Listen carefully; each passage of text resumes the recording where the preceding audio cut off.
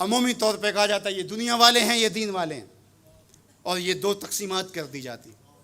یہ تقسیمات ہمارا دین ہمیں نہیں سکھاتا ہے.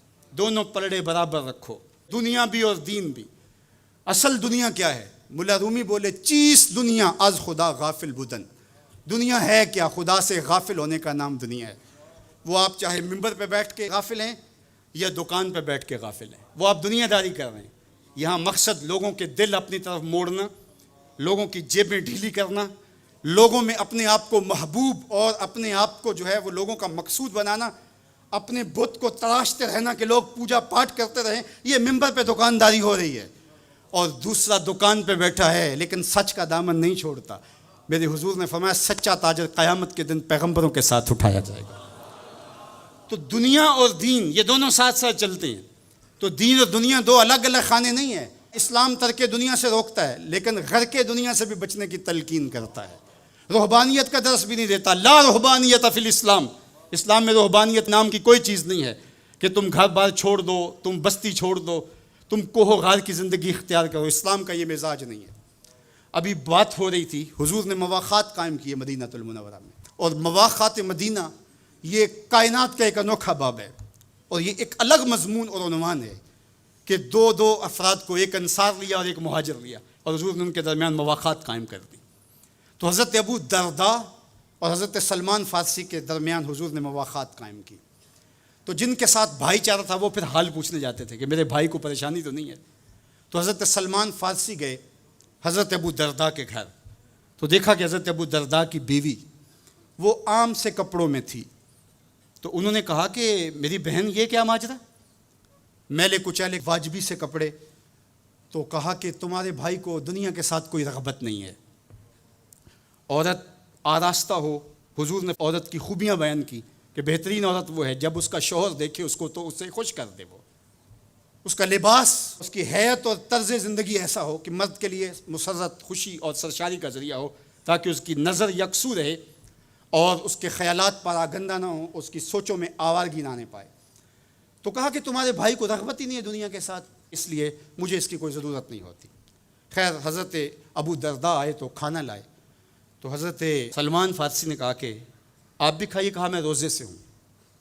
کہا کہ میں تو نہیں کھاؤں گا جب تک آپ نہیں کھائیں گے.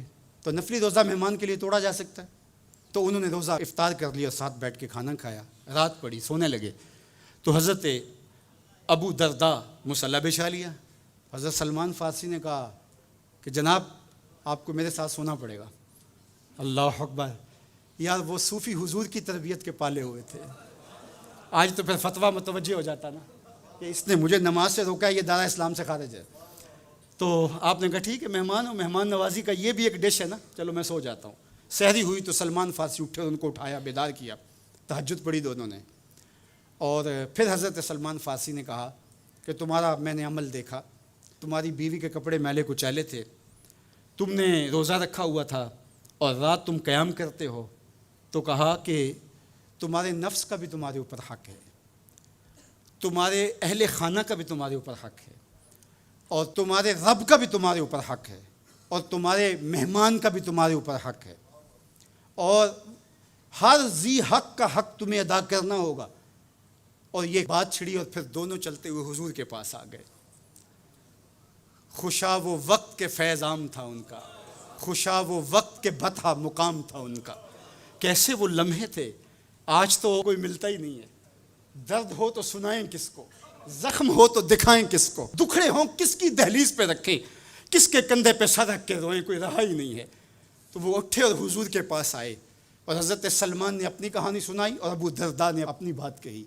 تو میرے حضور نے کیا کہا سنو.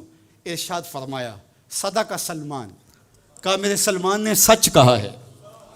تو ہمارا دین ہمیں یہ کہتا ہے کہ تمہاری زندگیاں خوبصورت ہو، رب کا حق بھی ادا کرو. اور حضور نے ایک شخص کو دیکھا وہ سخت کمزور ہے. تو آقا کریم نے فرمایا کہ کیا ماجرا ہے، تم بہت کمزور ہو، تو نے کوئی دعا تو نہیں کی تھی رب سے؟ کہا جی حضور میں نے اللہ سے دعا کی تھی. کیا دعا مانگی؟ کہا میں نے اللہ سے کہا مالک جو بھی تکلیفیں ہیں، مصیبتیں ہیں، وہ آخرت کے حصے کی بھی دنیا پہ بھیج دے تاکہ یہیں فارغ ہو کے جاؤں، آخرت میری صاف ہو جائے. تو بڑے دکھڑے ہیں، بڑے غم ہیں، بڑی اذیتیں ہیں، بڑی بیماریاں ہیں جس نے مجھے کمزور کر دیا. تو بظاہر بڑی اچھی بھلی بات تھی. کہ سارے دکھڑے دنیا پہ لے لی، آخرت صاف کر لی؟ لیکن میرے حضور نے کیا ارشاد فرمایا؟